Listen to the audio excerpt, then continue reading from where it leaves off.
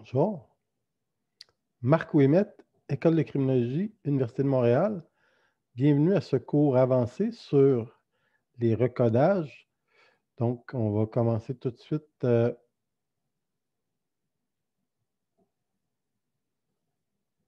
à sharer.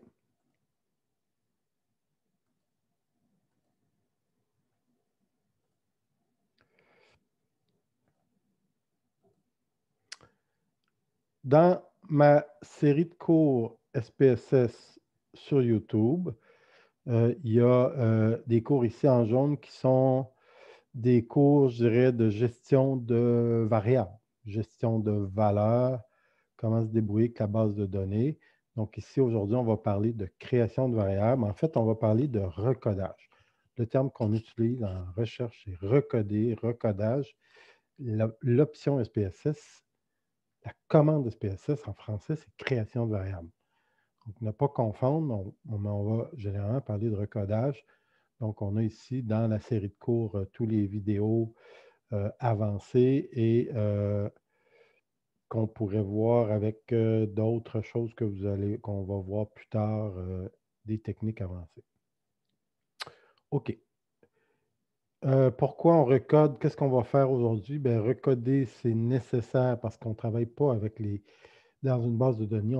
Si on a une question, souvent, il y a beaucoup de choix de réponses et on ne travaille pas avec tous les choix de réponses. On veut ramener l'information pour mieux la gérer et mieux l'analyser.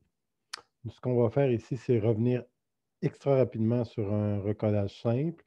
Ensuite, on va voir comment on pourrait le faire avec AutoRecode. Et ensuite, on va introduire la notion de syntaxe, comment on fait des recodes en syntaxe. Puis on va intégrer les compute et les if. C'est vraiment des choses nécessaires pour la gestion plus avancée des bases de données, notamment pour faire des recodages conditionnels. Et on va parler aussi finalement de comment utiliser la variable dépendante pour nous éclairer, pour nous aider à faire des choix méthodologiques. OK. Donc, recoder de l'information, ce n'est pas compliqué. On part d'une variable ici qui a 4 catégories. Sur une variable dépendante qui a 3 catégories, ça se travaille mal, ça s'analyse mal. Donc, généralement, quand on fait l'analyse statistique, on va chercher à recoder l'information. Par exemple, est-ce que les gens seuls se distinguent des gens qui sont en couple sur leur opinion pour ou contre la peine de mort? Ça va impliquer des choix. Ça va impliquer, on parle de 3 catégories ici, les gens qui sont contre la peine de mort, qui sont pour dans certains cas extrêmes, ceux qui sont pour, qui on met où? Donc, les contre, puis ces deux-là pour. OK. Ce qu'on va avoir souvent, c'est des variables multicatégorielles, comme ici, c'est une base, c'est des données de fichiers criminels où on a l'endroit du crime, par exemple, où on a un grand nombre de réponses possibles. Ça, c'est des anciens codes policiers où on disait le crime a eu lieu dans une maison, dans une école, donc 16 dans une prison. Donc, il y avait la valeur 16 veut dire prison.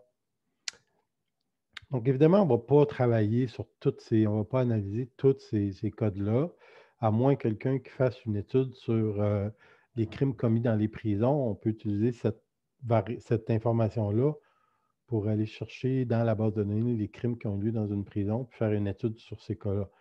Mais c'est rare qu'on va s'intéresser à ça autrement. Donc, si on regarde plus en bas, ce qu'on va chercher à faire, c'est de recoder l'information. Évidemment, on peut la recoder de différentes manières. On va souvent prendre une variable qui a beaucoup de possibilités, beaucoup de catégories. On va créer une variable intermédiaire, comme celle que vous avez en V2, qui serait des recodages des codes en haut, mais en quelque chose comme, dans tous ces codes-là, il y a des crimes qui sont commis à l'extérieur. Un, ça pourrait être les codes 5, 8, 9. Donc, c'est des crimes commis à l'extérieur. Ensuite, il y a les crimes commis dans des résidences privées, 2, dans des bâtiments publics, tout ce qui est école, prison, hôpital, pourrait être 3, tout ce qui est commerce, banque, industrie, 4, bâtiments privés, bon, je fais des fautes, Entrepôt, industrie 5, tout ce qui serait bar, restaurant, on pourrait les mettre séparément. Beaucoup de crimes qui ont lieu là. Et les autres. Donc, ça serait une catégorie mitoyenne où on aurait donc, les principales réponses là, à cette question-là. Mais pour les analyses statistiques, souvent, on va aller faire l'étape supplémentaire. On va chercher à dichotomiser cette variable-là. Et on pourrait la dichotomiser de différentes façons. J'en donne deux, V3, V4. Quelqu'un pourrait dire, moi, je veux comparer les vols qualifiés qui sont commis à l'extérieur, donc dehors, à tous les autres vols qualifiés qui ont eu lieu à l'intérieur d'une bâtisse ou d'un endroit. Donc, je vais comparer les 1 extérieurs et tous les autres vont être 0. Un autre, je dis, ah non, moi, je veux comparer les résidences privées, les crimes commis dans des résidences par rapport aux crimes commis ailleurs. Donc, à ce moment-là, on créerait une variable qui serait 0 pour tous les codes, sauf résidence deviendrait 1. OK. Allons dans SPSS. On va voir dans SPSS, on a une base de données ici qui comprend un certain nombre de variables. J'ai mis ici quelques variables que je vais utiliser pendant la présentation. On a une variable qui donne la structure familiale, on a une variable qui donne le genre, on a une variable qui donne le niveau de contrôle personnel. En fait, ça, c'est un échantillon de milliers de jeunes, milliers d'étudiants, d'écoliers du secondaire 1 à 5, donc dans plusieurs pays. Donc, c'est une base de données qui est simple à travailler. J'ai extrait quelques variables pour faire les démonstrations. Donc, on va y aller tout de suite avec un exemple avec, par exemple, la structure familiale. On va aller voir la fréquence de cette variable-là. Structure familiale. Donc, on a ici différents types de réponses. On peut le voir qu'il y a 15 000 répondants, il y a des valeurs manquantes, mais il y en a 12 000 qui vivent avec leur père et mère, donc 78 Et là, ça, évidemment, c'est une variable qui ne serait peut-être pas une variable très importante dans mon étude, donc je vais vouloir la recoder. Le seul cas où je ne vais pas recoder ou dichotomiser une telle variable, c'est si mon mémoire de maîtrise ou mon article scientifique porte sur la question de la structure familiale. Si c'est dans le titre, lien entre structure familiale et délinquance, peut-être que je vais considérer toutes les nuances entre le beau-père, la belle-mère. Je vais aller avec beaucoup de détails, mais normalement, on va regarder, est-ce que c'est une famille, disons, dans une étude globale de délinquance, est-ce que la famille, elle est unie ou pas? Donc, ce serait assez simple de dire, on va faire une variable dichotomique qui, dans ce cas-là, va comparer les jeunes qui habitent avec leur père et mère versus ceux qui habitent d'une autre façon. Donc, on va prendre une feuille de papier, puis on va écrire, je vais recoder la variable famille. Je vais mettre 1 égale 0, père et mère, et tous les autres types de familles, 2, 3, 4, 5 égale 1.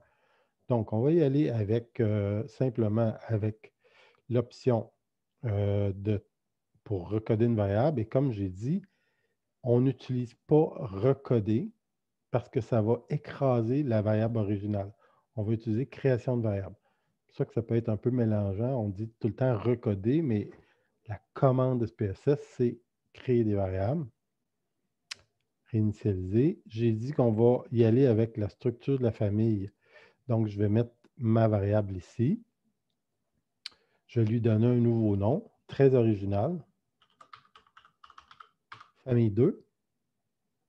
Je vais mettre mes anciennes et mes nouvelles valeurs. On se rappelle, j'ai écrit sur une feuille 1, c'était les deux parents, va devenir 0.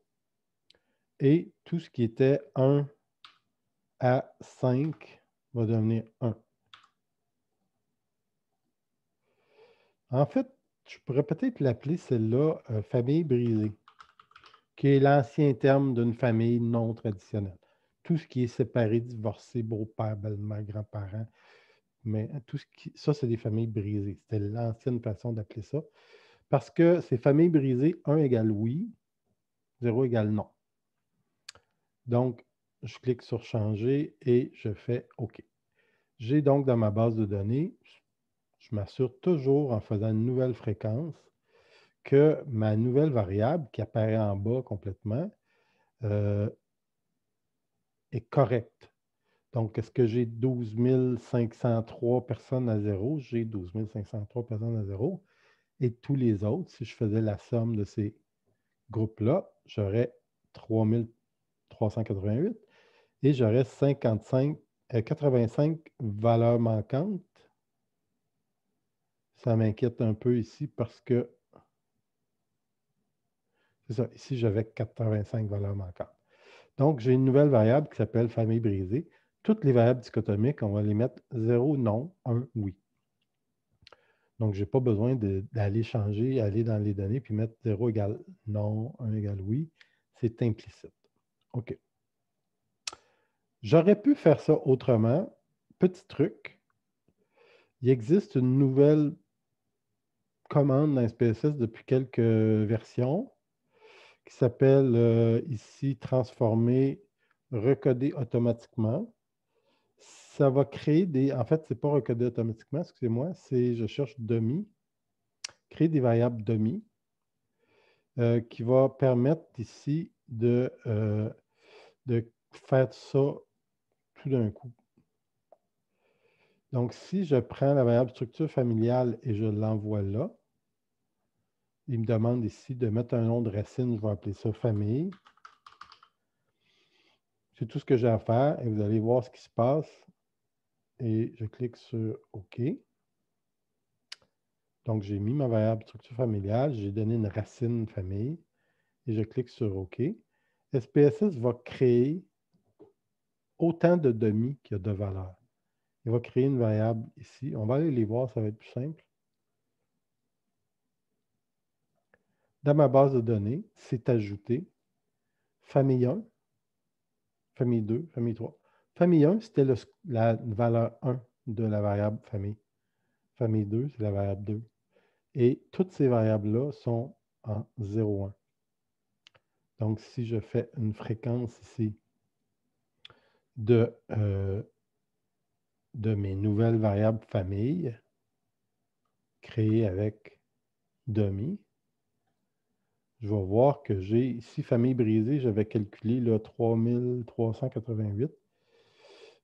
Famille 1, avec la père ou le mère, est-ce que oui, les gens habitent avec leur père et mère? Il y en a 1253 qui habitent avec leurs parents. 12 503. Donc, famille 2. Famille 3, single parent, oui. Donc, ça me permet tout de suite de prendre une variable. Donc, alors moi, ça m'intéresse les familles single parent. Je fais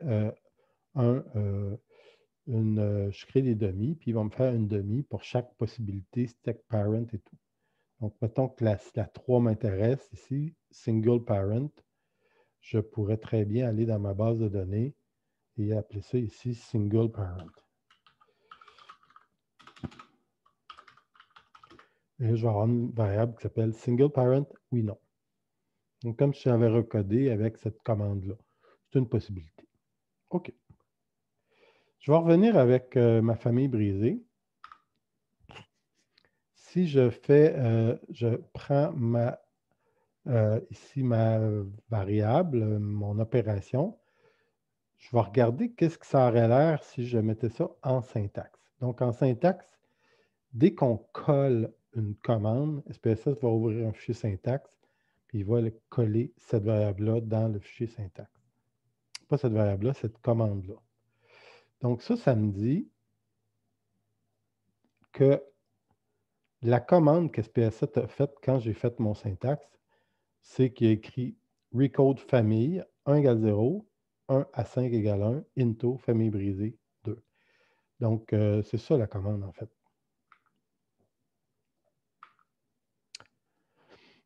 Recode famille, c'est ma nouvelle variable. Non, ça c'est mon ancienne variable. 1, 0. Donc, si j'applique ce principe-là,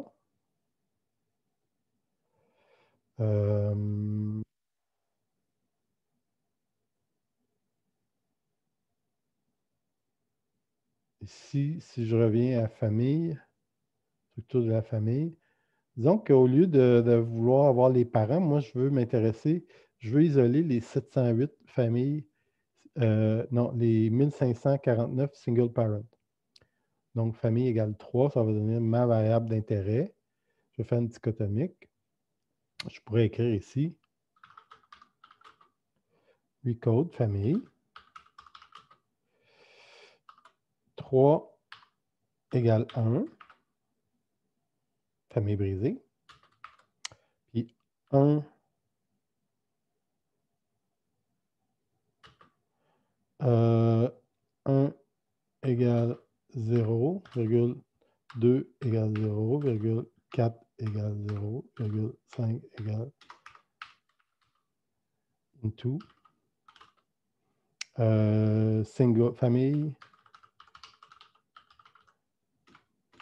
Point. Si j'écris ça, je vais avoir une nouvelle variable qui n'est pas famille brisée, qui est famille single. Donc, tout ce qui est single, monoparental versus toutes les autres. Donc, je ne sais pas si vous voyez, la commande, elle est donc assez simple. J'ai mis ici, au lieu d'avoir de ça à ça, j'ai mis chacune des possibilités. On va voir si ça fonctionne.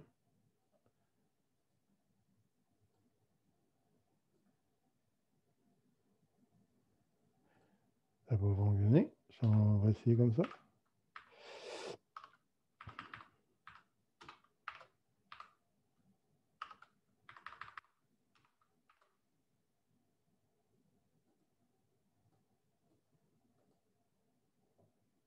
Ah, en fait, ça va peut-être fonctionner. Famille brisée, 2.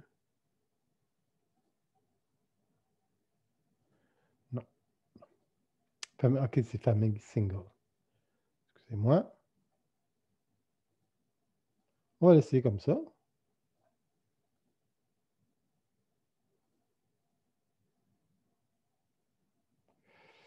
OK. Nouvelle stratégie. J'aurais dû l'écrire peut-être autrement. Donc, transformer, création de variable, famille brisée.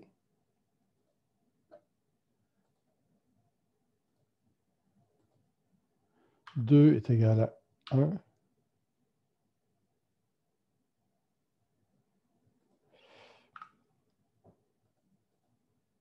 Deux est égal à 1. 3 est égal à 1. Ajouter 4 est égal à 1. 5 est égal à 1.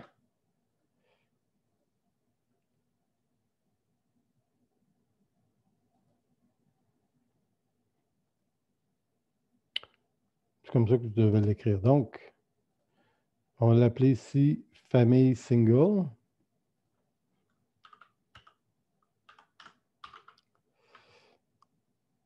Un est égal à 0, 2 est égal à 0, 3 est égal à 1, 4 est égal à 0 et 5 est égal à 0.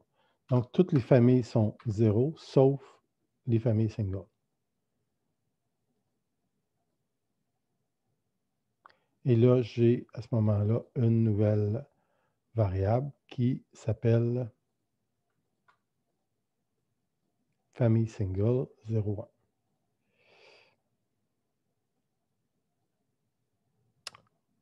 OK. Donc, ça, c'est une façon de travailler avec le syntaxe. Une autre façon de faire la même chose, ça aurait été de faire des compute et des if. C'est aussi une introduction à ça. J'aurais pu écrire ici compute fam sig pour single ou fam single. Tiens. Égale 9. Je vais écrire ensuite if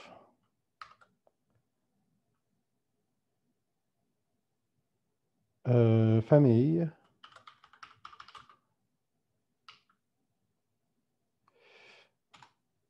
égale 3 femmes égale 1. If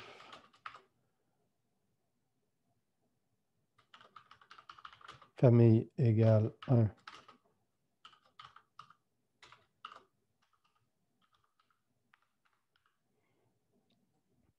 va laisser faire ça. J'ai écrit ici un paquet de if. J'ai sélectionné la ligne CTRL-C.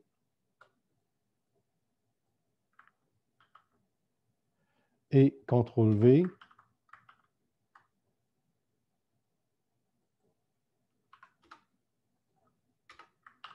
Ça va me permettre ici de dire 1, 2, 4 et 5. C'est une autre façon de créer des variables. J'aurais pu garder, je vais vous expliquer pourquoi j'avais mis ça ici. Compute femme single égale 9. Par contre, ici, il faut rajouter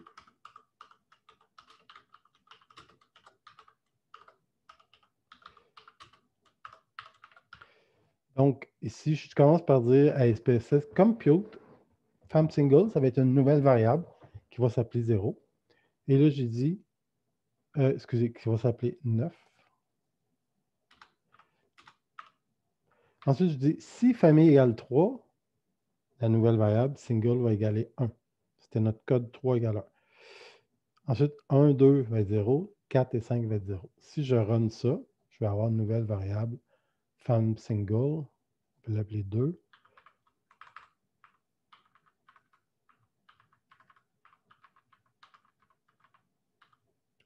Pourquoi c'est important de pratiquer la syntaxe, c'est que ça va nous permettre d'aller beaucoup plus loin quand on va faire d'autres types d'analyses. Donc ici, j'ai une nouvelle variable qui s'appelle femme single 2, qui est une famille single. C'est la même chose. OK. Donc, c'est une introduction aussi aux éditeurs de syntaxe. Ça va me permettre, par exemple, de faire des nouvelles variables, notamment en introduisant la notion de if ou de relation conditionnelle. Donc, ça, c'est un peu plus complexe, mais on va voir et je vais vous expliquer qu'en est-il. Supposons que je fais la variable ici, j'ai une variable qui s'appelait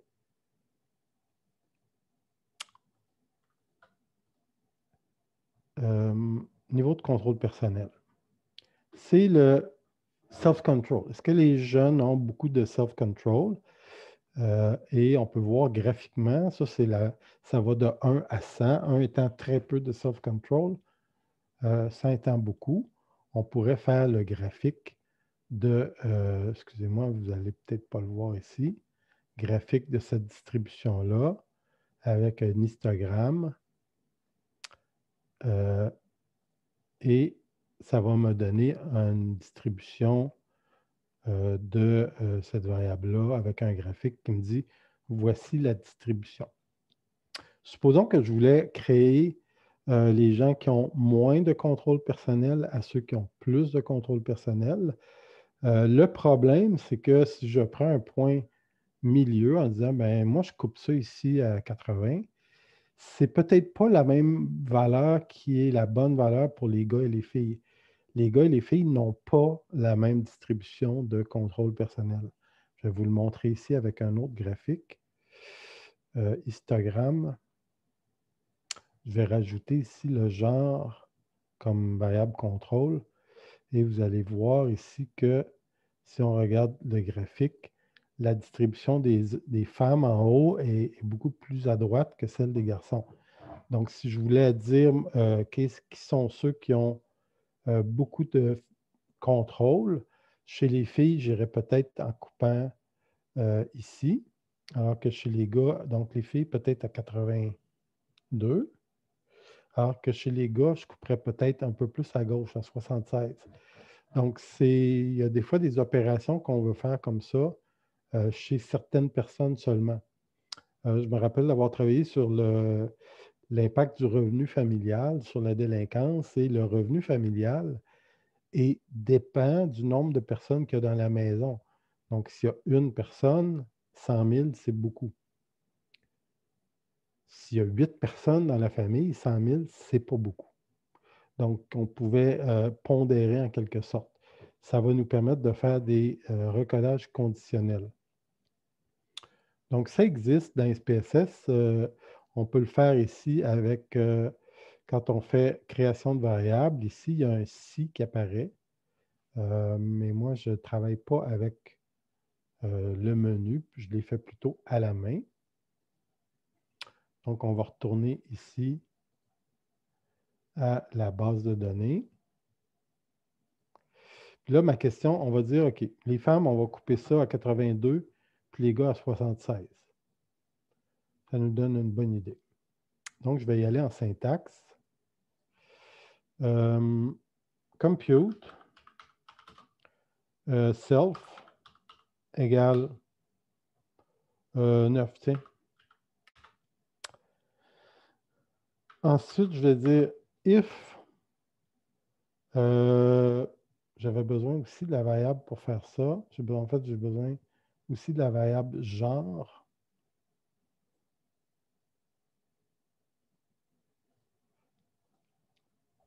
Où on a les femmes à 0 et les hommes à 1.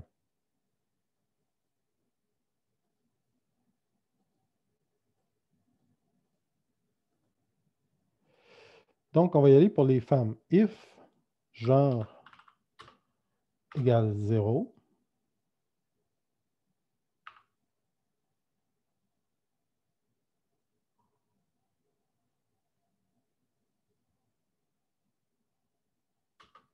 End. Donc, et end. Faible contrôle, excusez-moi. S'appelait ici contrôle perso.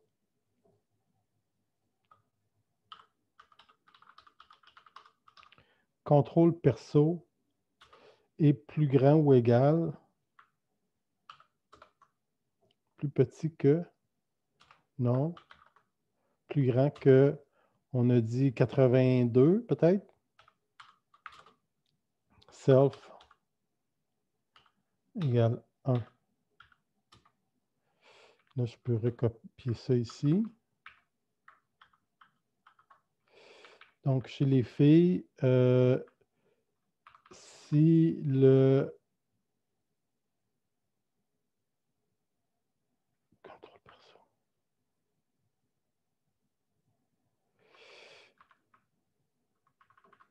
Donc, ici, je pourrais mettre pour le 0,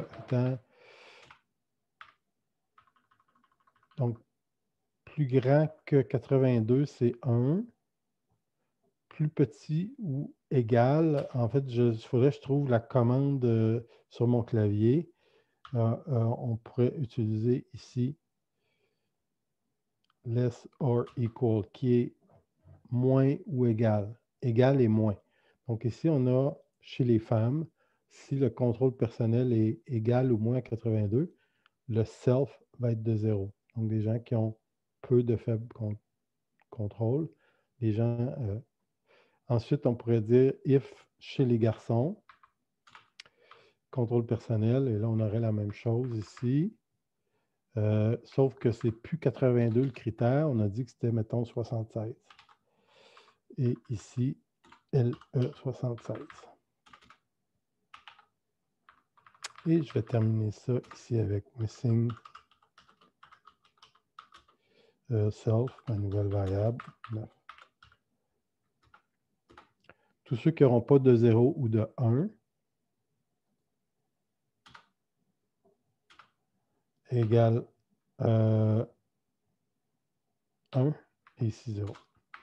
Tous ceux qui n'auront pas de 0 ou de 1 seront des... Parce que je commence en disant self égale 9 pour tout le monde. Là, je dis si c'est une fille et que le contrôle personnel est plus grand que 82, self-control égale 1. Par contre, si c'est une fille et le contrôle personnel est égal ou inférieur à 82, 0. Même chose chez les garçons. Donc, si je run ces commandes-là, c'est des transformations qui sont conditionnelles. Donc, maintenant, je vais faire ma fréquence avec ma nouvelle variable ici, qui s'appelle self, où je vais avoir des 0 et des 1. Donc, 1, c'est les gens qui ont beaucoup de contrôle. C'est juste que le critère n'est pas tout à fait le même pour les gars et les filles. C'était un peu la nuance que je voulais apporter avec un compute if ou recode if. OK. Dernier point, et là, c'est un point un peu plus général. Quand on fait des regroupements de données, je vais juste retrouver ici mon... quand on veut faire des regroupements, on y va souvent conceptuellement. On se dit, OK, la famille, mettons ici, j'ai la variable travail du père. On va regarder ce que ça a l'air, le travail du père. Donc, réinitialiser, travail du père. J'ai des pères qui ont des jobs, il y en a d'autres qui ont un business, d'autres qui sometime work ou can't find work ou sont handicapés. Là, si je voulais recoder cette variable-là, j'aurais tendance à y aller tout de suite en disant permanent versus les autres. Là, je me dis, un business, c'est bon, est-ce que c'est lié à la délinquance, ça, avoir un père qui est en business? Ou qu'est-ce qui arrive quand le père est retiré? C'est peut-être que retiré, c'est moins de délinquance. Donc, une façon de procéder avant de prendre des décisions de recodage, c'est de ne pas tricher, mais d'aller voir tout de suite quels sont les rapports entre chacune des catégories et ce qui est ma variable dépendante. Si moi, je fais une étude de la délinquance violente, ben, il n'y a rien qui m'empêche de regarder mes résultats de qui carré pour prendre ma décision. Donc ici, je vais faire un tableau croisé entre ici, ça serait, on a parlé du travail du père, et j'ai une variable qui est avoir commis un crime grave. Donc, qui est ma variable dépendante? Supposons que je fais une étude sur la délinquance, les facteurs de délinquance. Donc, je vais aller regarder quelles sont les catégories plus proches de la délinquance. Donc, en mettant dans mes cellules, bien évidemment, la ligne ici, c'est ça qui m'intéresse, ça va me donner mon pourcentage. Mon pourcentage me dit, si le père a un permanent job, 12% sont délinquants. S'il y a un business, c'est 15%, 16%, 16%, 20%, 15%. Other reasons. Donc, sur la base de ces résultats-là, j'aurais tendance à prendre permanent versus les autres parce qu'il n'y a pas vraiment de différence entre les autres groupes. Ils sont tous autour de... Évidemment, là, les plus forts, c'est si le père est handicapé ou malade, le taux de délinquance, c'est lui le plus élevé, ou même si le père n'est aucune de ces réponses-là, peut-être en prison, 23%. Donc, j'aurais tendance à faire mon recodage ici en prenant juste ces deux-là.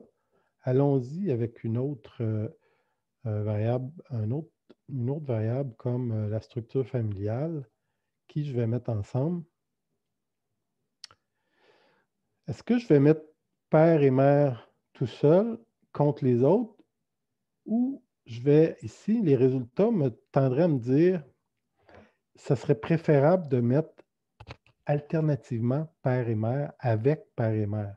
Parce que 12,8 puis 13,6, c'est pas mal la même chose. Alors que ceux qui sont avec single parent puis step parent, c'est beaucoup plus de délinquance. Il y a 20, 19, 18% de délinquance. Même que si je mets 2 avec ces deux groupes-là, là, je vais nuire à cette variable-là. Parce que l'augmentation de la délinquance va être moins forte si je mets les 3 groupes que si je mets ces 2 groupes-là. Fait que je vais tuer un peu la variable. Donc, la bonne pratique, c'est d'aller voir tout de suite un peu, avant de faire nos regroupements, qu'est-ce qui est le mieux de faire. Même chose, je me posais une question un peu similaire, mais avec une variable plus complexe, par exemple. Si je voulais faire des gens qui ont plus de self-control puis moins de self-control, donc self-control fort ou faible, à quel endroit je vais tracer? Hein? On a vu tout à l'heure que le graphique nous disait que le self-control, c'est assez étendu, là. Ça va de 20 à 100. On sait, la théorie nous dit que les gens qui ont beaucoup de contrôle sont moins délinquants. Mais si je voulais avoir cette variable-là en dichotomique, à quel endroit que je coupe? À 20, à 40, ici, ceux-là sont plus délinquants, ou à 60. Donc, je peux décider moi-même en disant, ben, je vais couper ça là. Mais ce n'est pas nécessairement la meilleure idée. Quelqu'un qui dit, je vais couper ça à 50, d'un bord de l'autre, ce n'est pas la meilleure idée. Une bonne pratique, c'est de mettre cette variable-là en relation avec la variable dépendante. Donc, encore une fois, je peux faire un qui carré ici avec cette variable-là, tableau croisé. Vous remarquez, là, dans les cellules, là, normalement, il y a observé. C'est pour ça que je l'ai enlevé. C'est ça qui donne juste les pourcentages. C'est plus facile à lire. Mais je vais mettre ici la variable niveau de contrôle personnel. Et là, ça me dit les gens qui ont 3 unités de contrôle personnel, 40% sont délinquants, mais il n'y a probablement pas beaucoup de monde là-dedans. Ici, ça monte 50, 60, 100. C'est très élevé les niveaux de délinquance pour ceux qui ont très peu de contrôle personnel. On est 54, 60, 75. Puis là, on arrive 30, 30, 24, 30. Là, on continue. Ah, là, ça commence à diminuer. Puis vous voyez que les gens qui ont beaucoup de contrôle, 75, 78, c'est assez faible le taux. Donc, je pourrais décider de regarder ça puis dire à quelle place je vais couper ça pour que ce soit le mieux. Si j'ai le goût, je peux cliquer avec, je peux toujours cliquer un tableau dans SPSS avec le bouton de droite, copier, aller mettre ça dans Excel, tiens, pourquoi pas. Coller ça dans Excel ici, puis pourquoi pas faire ça, je peux enlever ça. Ici, ça, c'est le contrôle personnel. Ça, c'est le délinquance. Je peux très bien faire un beau graphique dans Excel qui va de 0 jusqu'à 100. Je vais ici rajouter, insérer. Vous ne le voyez peut-être pas ici. Insérer.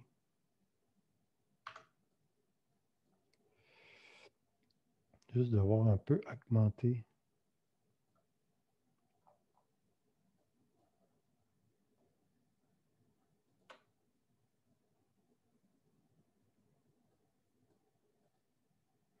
Insérer un graphique.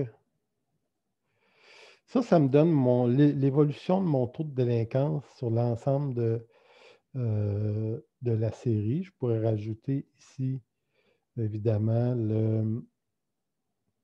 les étiquettes, ça va m'aider.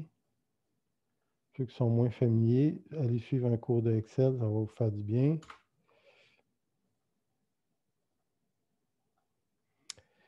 Ça, c'est mon taux de délinquance ici en fonction du contrôle personnel. On voit que les gens qui ont peu de contrôle personnel, 60 à 80% de délinquance, ça diminue. Donc, eux autres, en bas de 24, c'est vraiment beaucoup de délinquance. De 24, à peu près à 58, c'est moyen. Puis à partir de 58 de contrôle personnel, il y a très peu de délinquance. Fait que ça me donne mes points de vue où je veux couper. Moi, je vais faire une dichotomie. Je prendrais peut-être ceux qui ont en bas de 24 là, comme étant mes pires faibles. Voilà. Donc, on a fait le tour de la question. Je vous remercie.